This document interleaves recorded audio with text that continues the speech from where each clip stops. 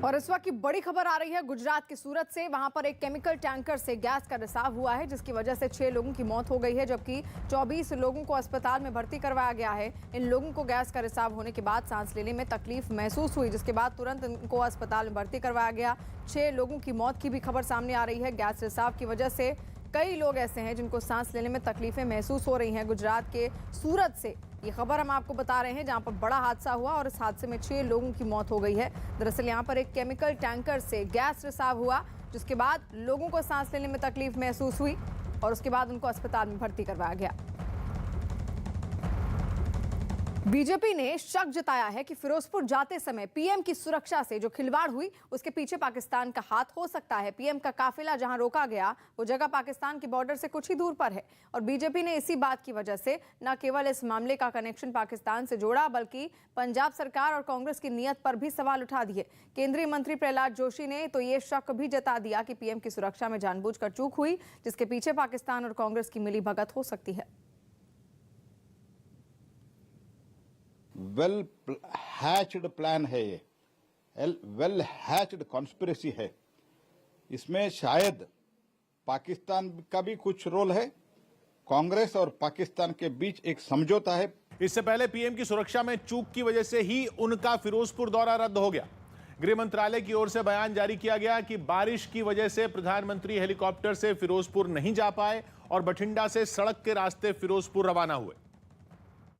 लेकिन Firozpur Moga national highway पर पहुंचते ही पीएम का काफिला रुक गया। गृह मंत्रालय की ओर से जारी बयान में कहा गया कि वहां मौजूद प्रदर्शनकारियों की वजह से ऐसा हुआ। इस जगह पर ये गांव है प्यारेयाना और सामने इस जगह पर जो है प्राइम मिनिस्टर के काफिले को प्रदर्शनकारियों द्वारा रोका गया। वहां से जो वीडियो और तस्वीरें आई, उनमें फ्लाईओवर पर प्रदर्शनकारी नजर आए और उनकी वजह से पीएम की गाड़ी वहां करीब 20 मिनट तक फंसी रही। जहां पर यह सारा हंगामा हुआ, वहां से आए एक वीडियो में पीएम का काफिला, प्रदर्शन करने वाले किसान और पंजाब पुलिस के जवान तीनों नजर आए। इस वीडियो में साफ साफ दिखा कि हंगामे की वजह से फ्लाईओवर ब्लॉक हो गया था और पीएम की गाड़ी का आगे बढ़ पाना मुश्किल था। 20 मिनट इंतजार करने के बाद पीएम लौट गए और फिरोजपुर की रैली में केंद्रीय मंत्री मनसुख मांडविया ने उनका दौरा रद्द होने का ऐलान कर दिया। कई कारणों प्रधानमंत्री जी हमारे बीच में उपस्थित नहीं हो रहे हैं। गृह मंत्रालय ने इसे पीएम की सुरक्षा में बड़ी चूक बताया और अपने बयान में कहा कि पंजाब सरकार को पहले से ही प्रधानमंत्री के कार्यक्रम के बारे में पूरी जानकारी दे दी गई थी, इसलिए उसे पहले से सुरक्षा के कड़े इंतजाम करने चाहिए थे। लेकिन ऐसा नहीं हुआ और पीएम का दौरा रद्द करना पड़ा। इस बारे में गृह मंत्रालय ने पंजाब सरकार से रिपोर्ट भी मांगी। यही नहीं, खबर है कि पीएम जब बठिंडा एयरपोर्ट से रवाना हुए तो उन्होंने वहां के कर्मचारियों से इस बारे में बात की और उनसे कहा कि अपने मुख्यमंत्री को शुक्रिया कहिएगा कि मैं बठिंडा एयरपोर्ट तक जिंदा लौट पाया। बीजेपी की ओर से इस मुद्दे पर एक प्रेस कॉन्फ्रेंस भी की गई, जिसमें केंद्रीय मंत्री स्मृति ईरानी ने आरोप लगाया कि यह घटना पीएम को नुकसान पहुंचाने के लिए हुई। कांग्रेस के खूनी इरादे नाकाम रहे। नफरत मोदी से कांग्रेस को है, हिसाब हिंदुस्तान से और हिंदुस्तान के प्रधानमंत्री से ना कीजिए। जिसके जवाब में पंजाब के सीएम चरणजीत सिंह चन्नी ने दलील दी कि पीएम के कार्यक्रम में अचानक बदलाव हुआ और उन्हें इसकी जानकारी नहीं थी। अचनचेत तुसी रोड ते तुर पे हो बिना किसी प्रोग्राम ते। यही नहीं, कांग्रेस ने एक वीडियो शेयर किया और दावा किया कि फिरोजपुर की रैली में लोग ही नहीं आए थे, इसलिए बहाना बनाकर पीएम की रैली कैंसिल की गई। वो तो 70,000 कुर्सी लाती, बंदा आया 700। फिर हुण कोई ना कोई मीह दा बहाना हो गया, कोई होर बहाना हो गया, रैली रद्द हो गई। पीएम फिरोजपुर की अपनी रैली में 42,000 करोड़ से ज्यादा के विकास कार्यों की आधारशिला रखने वाले थे, जिसमें शामिल होने के लिए पंजाब के अलग अलग इलाकों से बीजेपी कार्यकर्ता फिरोजपुर रवाना हुए। लेकिन कई जगहों पर प्रदर्शन करने वाले किसानों ने उनका रास्ता रोक दिया, जिनमें पंजाब का तरन तारण इलाका भी शामिल है, जहां किसान और बीजेपी कार्यकर्ता आपस में भिड़ गए। बीजेपी के लोग बसों में बैठकर रवाना हुए थे, लेकिन फ्लाईओवर पर उनका सामना किसानों से हो गया। ये किसान इन बसों को रोकने के लिए उनके सामने ही बैठ गए, जिसके बाद बीजेपी कार्यकर्ता तमतमा गए। वहां यह हंगामा बहुत देर तक चलता रहा। बीजेपी अध्यक्ष जेपी नड्डा ने तो ट्वीट कर यह आरोप तक लगा दिया कि पंजाब सरकार बीजेपी कार्यकर्ताओं को रैली में नहीं पहुंचने देना चाहती। वहीं पीएम की सुरक्षा में चूक के मामले में यूथ कांग्रेस के अध्यक्ष श्रीनिवास बीवी के एक ट्वीट से पार्टी ने किनारा कर लिया, लेकिन बीजेपी ने इस ट्वीट के बहाने कांग्रेस को निशाने पर लिया, क्योंकि यूथ कांग्रेस अध्यक्ष ने अपने ट्वीट में पीएम से चुटकी लेते हुए पूछा कि हाउस द जोश। बीवी श्रीनिवास के इसी ट्वीट को बीजेपी ने मुद्दा बना लिया और कांग्रेस को आड़े हाथ लिया। किस बात का जोश है कि देश के प्रधानमंत्री को मौत की कगार पर ले गए थे। बीजेपी के हमलावर होते ही कांग्रेस बैकफुट पर आ गई और उसके प्रवक्ता रणदीप सुरजेवाला ने श्रीनिवास बीवी के ट्वीट को खारिज कर दिया। While I reject the Twitter remark made by youth Congress leader, हालांकि सुरक्षा में चूक के मसले पर पार्टी ने पंजाब सरकार का बचाव किया और अचानक रूट बदलने के फैसले पर उसने पीएम को ही घेरा। पीएम का पंजाब के फिरोजपुर का दौरा सुरक्षा कारणों की वजह से रद्द हुआ क्योंकि वो जिस रास्ते से जा रहे थे वहां प्रदर्शनकारियों ने उनका रास्ता रोक दिया। वैसे वो पहले हेलीकॉप्टर से फिरोजपुर पहुंचने वाले थे, जो सुबह सुबह बठिंडा पहुंच भी गया था, लेकिन बारिश की वजह से उनको 20 मिनट तक बठिंडा में इंतजार करना पड़ा और जब बारिश नहीं रुकी तो यह फैसला किया गया कि वो सड़क के रास्ते फिरोजपुर जाएंगे, जिसमें 2 घंटे ज्यादा लगते। गृह मंत्रालय की ओर से जारी बयान में कहा गया कि इस बारे में पंजाब पुलिस के डीजीपी को बताया गया था और जरूरी इंतजाम करने के लिए कहा गया था, लेकिन फिरोजपुर के हुसैनीवाला, जो पाकिस्तान की सीमा के करीब का इलाका है, वहां पहुंचने से पहले ही प्रधानमंत्री का काफिला फ्लाईओवर पर फंस गया क्योंकि प्रदर्शनकारियों ने उसे जाम कर दिया था। करीब 20 मिनट तक उन्होंने इंतजार किया, लेकिन रास्ता नहीं खुला और प्रधानमंत्री नरेंद्र मोदी का कार्यक्रम रद्द हो गया। गृह मंत्रालय के मुताबिक दौरे की हर जानकारी पंजाब सरकार को दी गई थी, इसलिए उसे जरूरी इंतजाम करने चाहिए थे। यही नहीं, गृह मंत्रालय ने यह भी कहा कि पीएम की सुरक्षा के मुद्दे पर पंजाब सरकार को बैकअप प्लान भी तैयार रखना चाहिए था, लेकिन ऐसा कुछ भी नहीं हुआ। उल्टा खबर है कि मुख्य सचिव और पंजाब के डीजीपी की गाड़ियां पीएम के काफिले में शामिल ही नहीं थी। जब भी प्रधानमंत्री का किसी राज्य में दौरा होता है तो वहां के मुख्यमंत्री, मुख्य सचिव और डीजीपी उनको रिसीव करने आते हैं, लेकिन पीएम के फिरोजपुर दौरे में ऐसा नहीं हुआ और तीनों में कोई भी वहां मौजूद नहीं रहा। ऐसे में अटकलें यह भी लगी कि क्या मुख्यमंत्री, मुख्य सचिव और डीजीपी को इस घटना का अंदाजा था और इसीलिए उन्होंने पीएम के दौरे से किनारा किया। वैसे चरणजीत चन्नी ने कोरोना के बढ़ते मामलों की दलील देकर पहले ही बता दिया था कि वो फिरोजपुर के कार्यक्रम में शामिल नहीं होंगे। इस बीच सवाल यह भी उठे कि अगर पीएम का रूट बदलने की जानकारी केवल पुलिस को थी तो उनका रास्ता कैसे ब्लॉक हो गया, और उन्हीं सवालों का गृह मंत्रालय ने पंजाब सरकार से जवाब मांगा और पूछा कि प्रधानमंत्री की सुरक्षा में चूक हुई तो हुई कैसे। प्रधानमंत्री की सुरक्षा देश में सबसे ज्यादा कड़ी होती है, जिसका जिम्मा एसपीजी यानी स्पेशल प्रोटेक्शन ग्रुप संभालता है, जिसके कमांडो चारों तरफ रहते हैं और प्रधानमंत्री के साथ चलते हैं। किसी भी कमांडो को पीएम की सुरक्षा में तैनात करने से पहले उसके बारे में पूरी छानबीन की जाती है। प्रधानमंत्री के निजी सुरक्षा गार्ड सुरक्षा घेरे की दूसरी लाइन में तैनात रहते हैं। ये भी एसपीजी कमांडो के बराबर ट्रेंड होते हैं, जो किसी भी अनहोनी को रोकने में सक्षम होते हैं, जबकि तीसरे सुरक्षा घेरे में एनएसजी तैनात होते हैं और चौथे में अर्धसैनिक बल के जवान और अलग अलग राज्यों के पुलिस अधिकारी होते हैं। जब पीएम किसी राज्य में जाते हैं तो यह राज्य की पुलिस की जिम्मेदारी होती है कि वो एसपीजी की जरूरत के हिसाब से सुरक्षा के इंतजाम करे ताकि किसी भी अनहोनी को रोका जा सके।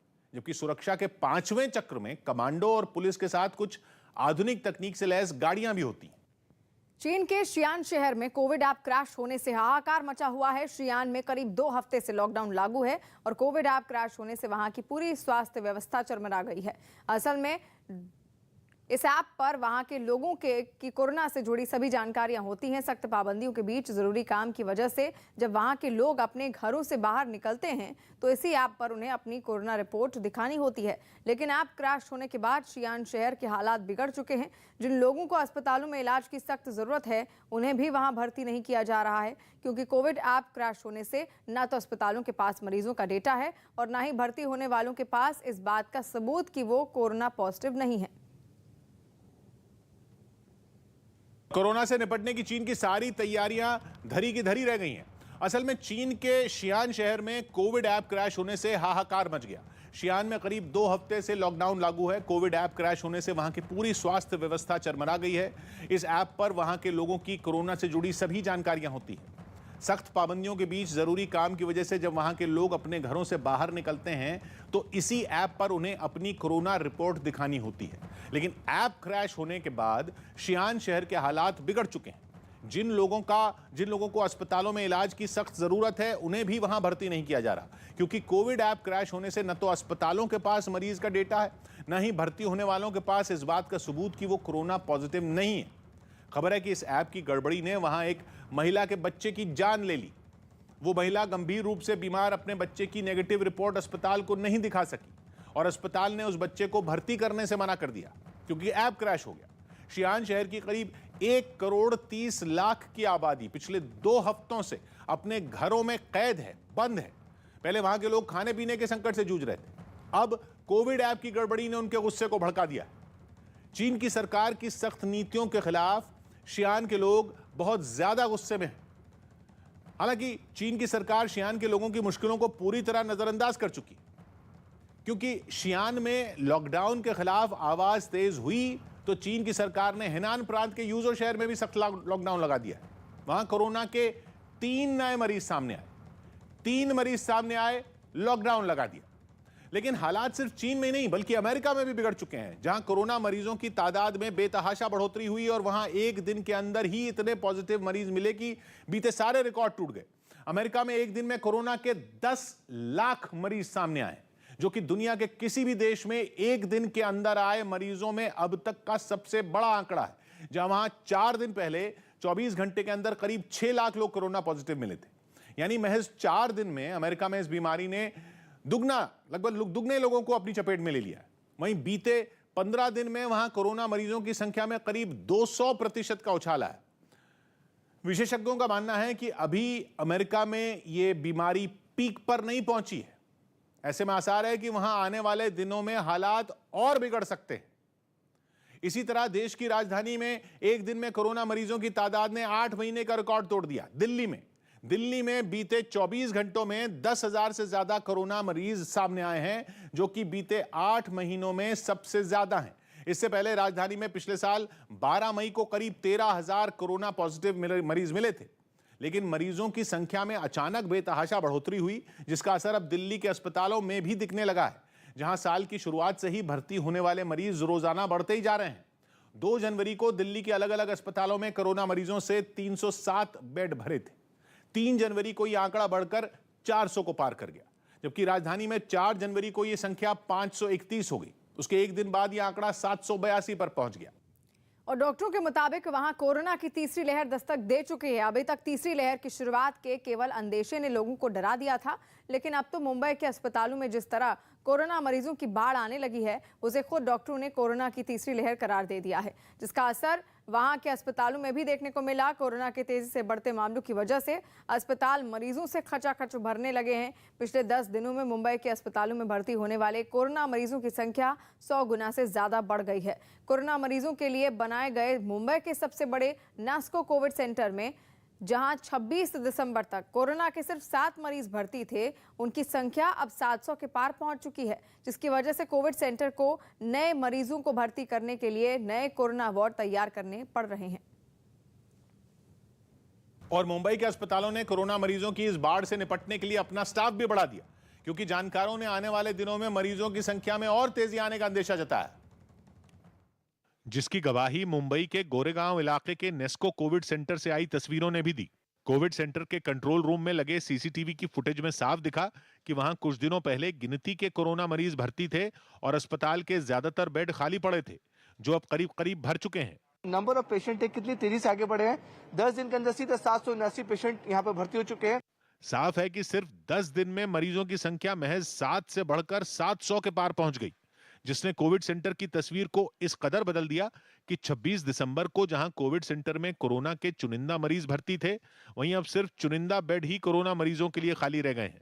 नेस्को कोविड सेंटर की डीन डॉक्टर नीलम अंद्रादे ने कोरोना की तीसरी लहर को अस्पतालों में आई मरीजों की इस बाढ़ की वजह बताया। My opinion, third wave has definitely started. वहीं कोविड सेंटर में ज्यादातर वार्ड पूरी तरह मरीजों से भरने के बाद वहां हालात से निपटने के लिए नए वार्ड तैयार करने का काम शुरू कर दिया गया। लेकिन मुंबई में मरीज बढ़ने से अस्पताल तो फुल हो ही रहे हैं। बेस्ट के 60 कर्मचारियों के कोरोना पॉजिटिव होने से भी हड़कंप मच गया, जिसके बाद बेस्ट ने अपनी बसों को सैनिटाइज करने का काम और तेज कर दिया, जिसके लिए वहां एक बस डिपो में पूरी तैयारी दिखी और एक फेरा पूरा करने के बाद लौटी इन बसों पर केमिकल का छिड़काव कर उन्हें सैनिटाइज किया गया। इस काम के लिए बेस्ट के एक कर्मचारी ने अपनी पीठ पर केमिकल से भरा टैंक लादकर बस के अंदर और बाहर उसका छिड़काव किया। बीएसटी के 60 जो स्टाफ हैं वो कोविड पॉजिटिव पाए गए हैं। बसों को सैनिटाइज करने के अलावा इनकी धुलाई पर भी खास जोर दिया जा रहा है, ताकि कर्मचारियों के साथ यात्रियों को भी महामारी की चपेट में आने से बचाया जा सके। बेस्ट के अधिकारी ने बताया कि अब तक उसके 60 कर्मचारी महामारी की चपेट में आ चुके हैं। वो 60 में से 60% हमारे टेस्टिंग में से निकले हैं। मुंबई में बेस्ट की करीब 4000 बसें चलती हैं, जिनमें 25 लाख से ज्यादा यात्री रोजाना सफर करते हैं। लिहाजा कोरोना के बढ़ते खतरे को देखते हुए राज्य सरकार ने कुछ दिनों पहले ही बसों में सफर से पहले वैक्सीनेशन सर्टिफिकेट दिखाना जरूरी कर दिया था।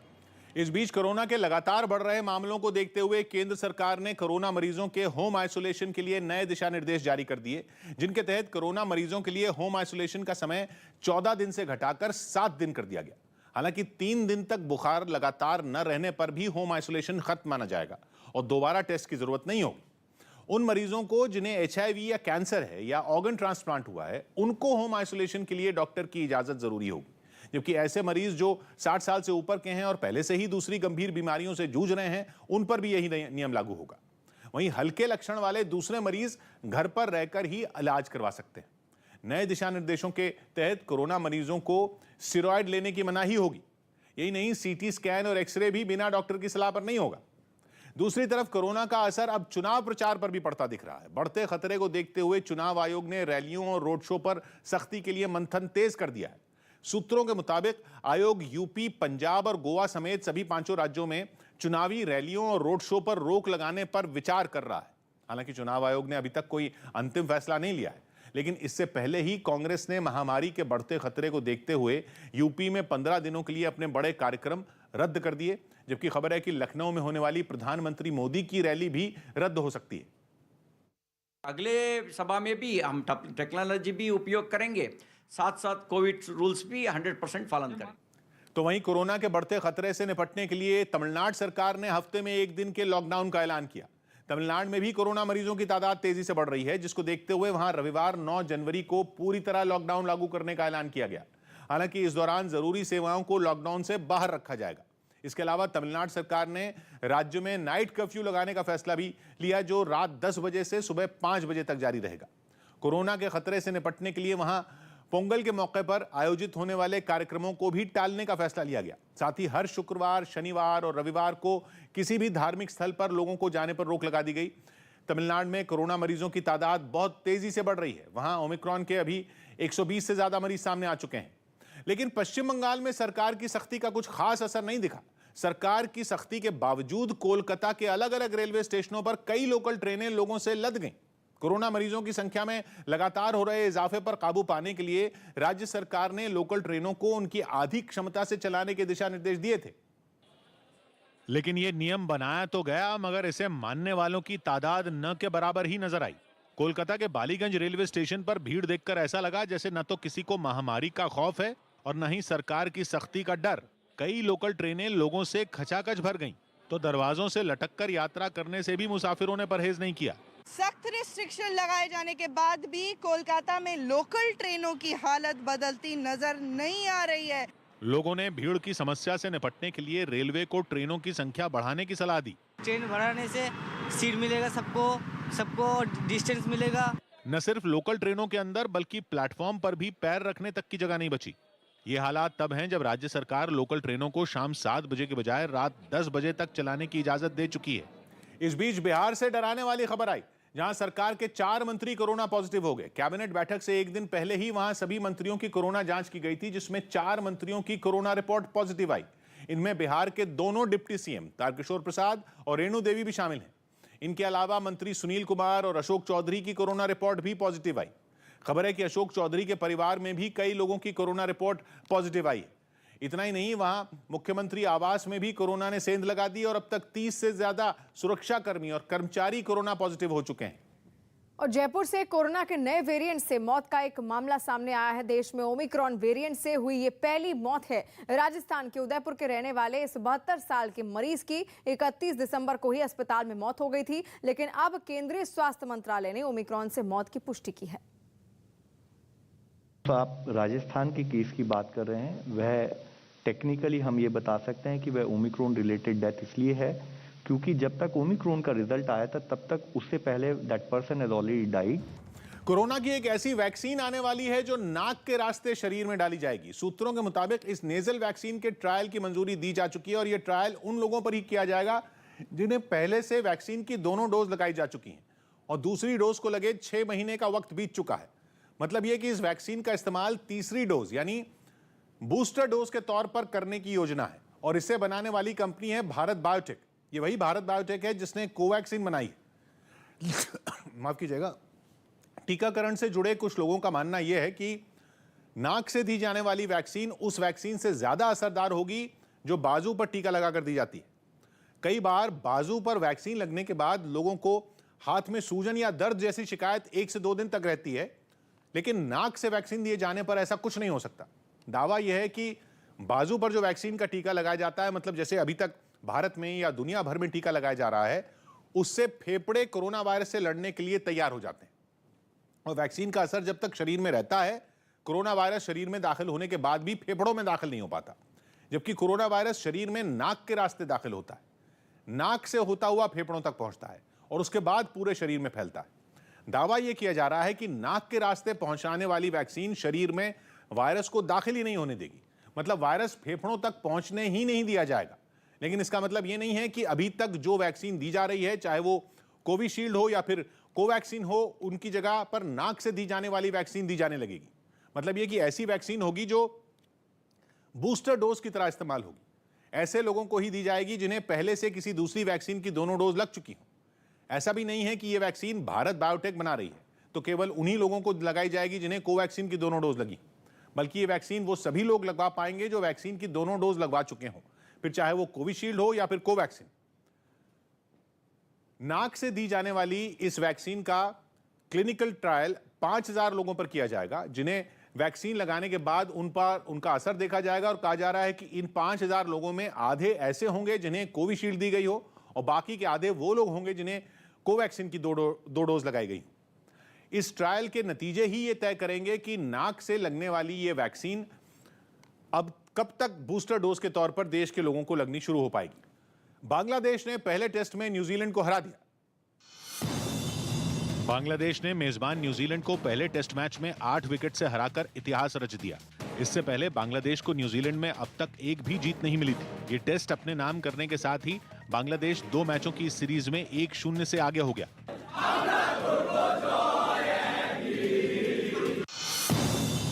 यूपी के चंदौली में कोरोना संकट से बाहर निकालने के लिए एक यज्ञ किया गया। इसमें चंदौली के सांसद और केंद्रीय मंत्री महेंद्र नाथ पांडे के जल्द ठीक होने की भी कामना की गई। महेंद्र नाथ पांडे कोरोना की वजह से दिल्ली के पास गाजियाबाद के एक निजी अस्पताल में भर्ती हैं। सौरव गांगुली के बाद अब उनकी बेटी समेत परिवार के 4 सदस्यों की भी कोरोना रिपोर्ट पॉजिटिव आई। ये सभी घर में ही क्वारंटीन किए गए हैं। पंजाब के अलग अलग प्राइमरी स्कूलों से पहुंचे टीचरों ने दिल्ली में कांग्रेस अध्यक्ष सोनिया गांधी के घर के बाहर प्रदर्शन किया। ये लोग हल्की बारिश के बीच हाथों में गुलाब लेकर वहां पहुंचे। उन्होंने आरोप लगाया कि करीब 1 साल पहले पंजाब की कांग्रेस सरकार ने बिना कोई वजह बताए अचानक उनका वेतन 45,000 से घटाकर 25,000 कर दिया। पंजाब से आए टीचर सोनिया गांधी के घर के सामने प्रदर्शन कर रहे हैं। मौन प्रदर्शन उनका है, हाथ में गुलाब लेकर के गांधीगिरी कर रहे हैं। सोनिया गांधी से मिलने पहुंचे पंजाब के 180 टीचरों ने चन्नी सरकार पर उनकी मांगों की अनदेखी करने का आरोप लगाया। पूछने आए हैं कि बताइए हमारी गलती क्या है, हमें किस गलती की सजा दी जा रही है। हांगकांग ने अमेरिका, यूके और भारत समेत 8 देशों से आने वाले विमानों पर रोक लगा दी। ये फैसला कोरोना खतरे की वजह से लिया गया। और पाकिस्तान के अभिनेता जावेद शेख के प्रधानमंत्री मोदी के अगला चुनाव हार जाने की दुआ वाले बयान पर बवाल मचता हुआ दिखाई दे रहा है। जावेद शेख वही अभिनेता हैं जो ओम शांति ओम, तमाशा और जन्नत जैसी कई हिट भारतीय फिल्मों में काम कर चुके हैं। कुछ दिन से सोशल मीडिया पर उनके एक इंटरव्यू का वीडियो चंक वायरल है, जिसमें उन्होंने ऐसा बयान दिया था जिससे पूरे पाकिस्तान के कलाकारों का दर्द खुलकर सामने आ गया, जिससे ये साफ हो गया है कि पाकिस्तान के कलाकार तक प्रधानमंत्री नरेंद्र मोदी के पाकिस्तान के खिलाफ उठाए गए सख्त कदमों से परेशान हैं। असल में ये सारा हंगामा तब शुरू हुआ जब पाकिस्तानी अभिनेता जावेद शेख के इंटरव्यू की वो क्लिप सोशल मीडिया पर छा गई, जिसमें वो ये दुआ करते दिखे कि प्रधानमंत्री मोदी 2024 का चुनाव हार जाएं, ताकि पाकिस्तान के कलाकारों की फिर से हिंदी फिल्म इंडस्ट्री में एंट्री हो जाए और भारत में उनका धंधा दोबारा चल पड़े। पाकिस्तान और इंडिया के जो ताल्लुकात हैं, ये कब बहाल आपको आपके नजदीक होते हुए दिख रहा है? ये मोदी साहब की वजह तो नहीं है? बिल्कुल मोदी साहब की वजह। मोदी साहब हाँ 100%। 2024 में जा रहे हैं इंशाल्लाह। ये दिल की बात है आपकी। ये इंटरव्यू पाकिस्तान के यूट्यूबर नादिर अली ने लिया है, जिसमें जावेद शेख ने अपनी सरकार की करतूतों पर तो एक लफ्ज नहीं कहा, लेकिन ये बोलने से नहीं चूके कि भारत और पाकिस्तान के खराब रिश्तों की वजह प्रधानमंत्री मोदी हैं। मतलब उल्टा चोर कोतवाल को डांटे। ये पाकिस्तान और इंडिया के जो ताल्लुकात हैं, ये कब बहाल आपको आपके नजदीक होते हुए दिख रहा है? ये मोदी साहब की वजह तो नहीं है? बिल्कुल मोदी साहब की वजह। मोदी साहब की वजह। 100%। जावेद शेख एक जाना माना चेहरा हैं जो पाकिस्तान में तो मशहूर हैं ही, वो ओम शांति ओम, तमाशा, जन्नत और हैप्पी भाग जाएगी जैसी कई हिट भारतीय फिल्मों में भी काम कर चुके हैं। लेकिन पाकिस्तान के प्रति मोदी सरकार के कड़े रवैये के बाद जब भारतीय फिल्म इंडस्ट्री ने भी पाकिस्तान के कलाकारों का बहिष्कार किया तो उनके जैसे कई कलाकारों का धंधा मंदा पड़ गया।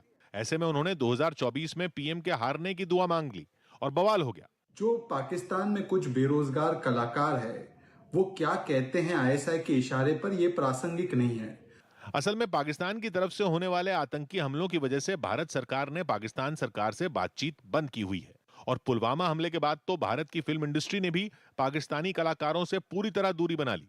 लेकिन जावेद शेख ने पाकिस्तान से होने वाले आतंकी हमलों पर कुछ नहीं बोला, लेकिन यह जरूर दावा किया कि भारत के फिल्म मेकर तो पाकिस्तान के कलाकारों के साथ काम करना चाहते हैं, लेकिन पीएम मोदी के फैसलों की वजह से ऐसा नहीं हो पा रहा। मुंबई पुलिस ने बुल्लीबाई ऐप केस में मयंक रावत नाम के तीसरे आरोपी को गिरफ्तार कर लिया है और एक दिन पहले ही बेंगलुरु से विशाल कुमार झा और उत्तराखंड के रुद्रपुर से श्वेता सिंह नाम के आरोपी को इस मामले में गिरफ्तार किया गया था। इस केस में पकड़े गए तीनों आरोपियों की उम्र 18 से 21 साल के बीच है और तीनों इंजीनियरिंग के छात्र हैं। मुंबई पुलिस की साइबर सेल के मुताबिक बेंगलुरु से पकड़ा गया आरोपी का इस ऐप के ट्विटर हैंडल को चलाने में अहम रोल अदा था और बेंगलुरु में रहते हुए वो खुद की लोकेशन कनाडा बताकर लोगों में भ्रम पैदा करता था। इन तीनों में कोई मुख्य आरोपी है या नहीं ये अभी तक साफ नहीं है। बुल्लीबाई ऐप केस में अब तक 3 गिरफ्तारियां हो चुकी हैं। मयंक रावत नाम के तीसरे आरोपी को मुंबई पुलिस ने गिरफ्तार कर लिया है। एक दिन पहले ही बेंगलुरु से विशाल कुमार झा और उत्तराखंड के रुद्रपुर से श्वेता सिंह नाम के आरोपी को इस मामले में गिरफ्तार किया गया था। इस केस में पकड़े गए ये तीनों आरोपियों की उम्र 18 से 21 साल के बीच है। तीनों इंजीनियरिंग के छात्र हैं। मुंबई पुलिस के साइबर सेल के मुताबिक बेंगलुरु से पकड़ा गया आरोपी का इस ऐप के ट्विटर हैंडल को चलाने में अहम रोल था और बेंगलुरु में रहते हुए वो खुद अपनी लोकेशन कनाडा बताकर लोगों में भ्रम पैदा करता था। वहीं 18 साल की श्वेता सिंह पर इस ऐप के ट्विटर अकाउंट को ऑपरेट करने का आरोप है। अब जांच एजेंसियां इस बात का पता करने में जुटी हैं कि आखिर इस ऐप का मास्टरमाइंड कौन है, कहां छिपा है। पकड़े गए तीनों लोगों पर आरोप है कि उन्होंने अलग अलग सोशल मीडिया प्लेटफॉर्म से मुस्लिम समुदाय की महिलाओं की तस्वीरों को चुराया और फिर उन तस्वीरों को बुल्लीबाई ऐप पर डालकर उन महिलाओं की नीलामी के लिए बोली लगवाई। कुछ महीने पहले इसी तरह का एक और ऐप था जिसका नाम सुली डील्स था। उस पर भी मुस्लिम महिलाओं की तस्वीरों को चुराकर नीलामी करने के आरोप लगे थे। पूर्व सांसद धनंजय सिंह के बहाने अखिलेश यादव ने बीजेपी पर निशाना साधा। हत्या के एक मामले में भगोड़े आरोपी पूर्व सांसद और बाहुबली नेता धनंजय सिंह का एक वीडियो समाजवादी पार्टी के अध्यक्ष अखिलेश यादव ने ट्वीट कर राज्य सरकार पर हमला बोला। अखिलेश के इस ट्वीट किए गए वीडियो में धनंजय सिंह क्रिकेट खेलते नजर आए, जिसके बहाने समाजवादी पार्टी ने मुख्यमंत्री योगी आदित्यनाथ को निशाने पर लिया और प्रदेश की कानून व्यवस्था पर सवाल खड़े कर दिए। योगी जी, ओ योगी जी, आपका ध्यान किधर है? अपराधी तो इधर है, क्रिकेट खेल रहा है। अखिलेश यादव के इस हमले पर पलटवार करने में बीजेपी ने भी देर नहीं लगाई। अपराध के साथ उनका जो नाता रहा है, उनकी जो साठगांठ रही है, वो उसका कलंक उनसे धुल नहीं सकता। दिल्ली, एनसीआर, उत्तराखंड और हिमाचल प्रदेश समेत उत्तर भारत के कई राज्यों में बारिश ने ठंड बढ़ा दी। मौसम विभाग का अनुमान है कि अगले 3-4 दिन तक मौसम ऐसा ही बना रहेगा। ऑस्ट्रेलिया की T20 लीग बिग बैश में खेल रहे ग्लेन मैक्सवेल की कोरोना रिपोर्ट पॉजिटिव आई। इसके बाद वो दूसरे खिलाड़ियों से अलग हो गए। मैक्सवेल बिग बैश में मेलबर्न स्टार्स टीम की कप्तानी कर रहे हैं। वैष्णो देवी में इस सीजन की पहली बर्फबारी हुई। इसके बावजूद श्रद्धालु बर्फबारी के बीच दर्शन के लिए मंदिर की तरफ बढ़ते दिखे। वैष्णो देवी मंदिर के अलावा अमरनाथ में भी बर्फबारी हुई। बिहार में कोरोना से जान गंवाने वाले लोगों के परिवारों को 4-4 लाख रुपए की आर्थिक मदद दी जाएगी। कैबिनेट की बैठक में इस प्रस्ताव को मंजूरी दे दी गई। बीसीसीआई ने Ranji trophy, CK Nayudu trophy और महिलाओं की T20 लीग को टालने का फैसला लिया। देश में बढ़ रहे कोरोना के मामलों की वजह से ऐसा किया गया। रणजी ट्रॉफी की शुरुआत 13 जनवरी से होनी थी।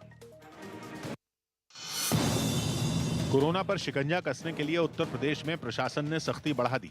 एक तरफ जहां राज्य में 6 जनवरी से नाइट कर्फ्यू का समय बढ़ाकर रात 10 बजे से सुबह 6 बजे तक कर दिया गया, वहीं कई रेलवे स्टेशनों पर कोरोना की जांच शुरू हो गई। लखनऊ रेलवे स्टेशन पर यात्रियों की जांच के लिए RT-PCR टेस्ट और रैपिड टेस्टिंग की व्यवस्था कर दी गई। तस्वीर आपको दिखा दूं, इस वक्त देखिए किस तरीके से रैंडम टेस्ट किया जा रहा है लखनऊ रेलवे स्टेशन पर। लखनऊ रेलवे स्टेशन पर तैनात स्वास्थ्य कर्मियों ने बताया कि कोरोना की रोकथाम के लिए वो वहां रोजाना सैकड़ों लोगों के टेस्ट कर रहे हैं। डेली सर 300 से एबव भी टेस्ट हो जाते हैं।